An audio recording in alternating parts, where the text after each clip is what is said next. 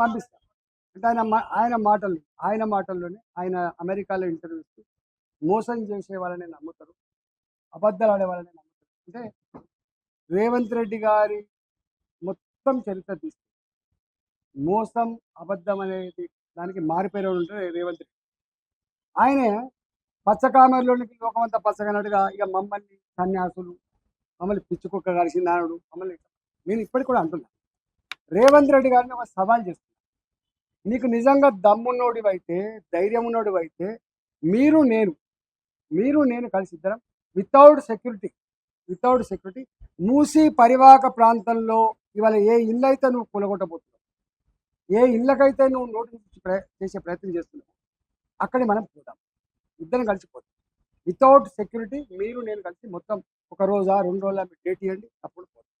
రెండవది, ఇదే మూసీ ప్రక్షాళనలో భాగంగా పనిగిరి లాంటి కాలనీలు ఏవైతున్నాయో, చైతన్యపూర్ లాంటి కాలనీలు ఏవైతున్నాయో, వాళ్ళు ఏదైతే ఇలా కన్నీళ్ళు పెడుతున్నారో, ఒక గర్భిణీ స్త్రీ 9 నెలల గర్భిణీ స్త్రీ, ఆమెకు డెలివరీ డేట్ ఇవ్వాలో రేపో డ్యూ డేట్ ఉన్నదని చెప్పి ఆమె ఏడుస్తూ ఉంటే, నీవు కనుక ఇది ఖాళీ చేసి పోకపోతే నీకు డబుల్ బెడ్రూమ్ కూడా రాదని చెప్పి ఆమెను పోలీసులు బలవంతంగా నెట్టేస్తే, ఆమె అన్న మాట ఏంటంటే నీ డెలివరీ ఎక్కడ కావాలి అని చెప్పి పదవి ఇవ్వంటే నువ్వు కనికరించలేదు కదా, రా నువ్వు నా నా చైతన్యపూర్కి వస్తావా, నా కొత్తపేటకు వస్తావా, నా ఉప్పల్ నియోజకవర్గంలో ఉన్నటువంటి రామతపూర్కి వస్తావా, పోదాం. సెక్యూరిటీ లేకుండా రా. ఒకవేళ కనుక నిన్ను శభాష్ మీ రేవంత్ రెడ్డి గారు అంటే నేను రాజకీయాల నుంచి మొత్తం తప్పుకొని బహిరంగంగా క్షమాపణ చెప్పి ముక్కు నెలకు వస్తాను, ముక్కు నెలకు. కానీ ఏం మాట లేదు. ఇలా ఇలా అక్కడక్కడ అరువు తెచ్చుకున్న మనుషుల చేత తిట్టిపిస్తుందని చెప్పండి. ఎవరు కూడా డబ్బులు ఇస్తే గంటగాని తిడతారండి. నేను ఇప్పుడే అనుకుంటున్నా మా వేణుగోపాల్ గారు, జీవితంలో ఏ పదవి ఉన్నా కూడా ప్రజల చేత ఇంత చీకొట్టించుకొని ఇంత తిట్లు తినేటువంటి నాయకుడిగా మాత్రం ఉండదు.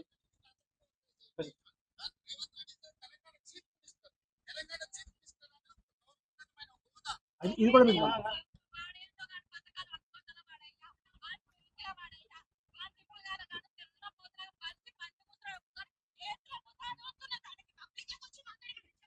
నేను ఇవన్నీ మీకు పంపిస్తాను. అంటే ప్రజలకు మనమేదో 5,000 రూపాయలు ఇస్తే మాట్లాడతారని చెప్పి కడుపు మండే భంగపడినటువంటి పేదల గురించి మాట్లాడుతున్నారంటే ఈయనకి ఏం సంస్కారం ఉన్నట్టు ఒకసారి అంటే గది ఆయన సంస్కారం.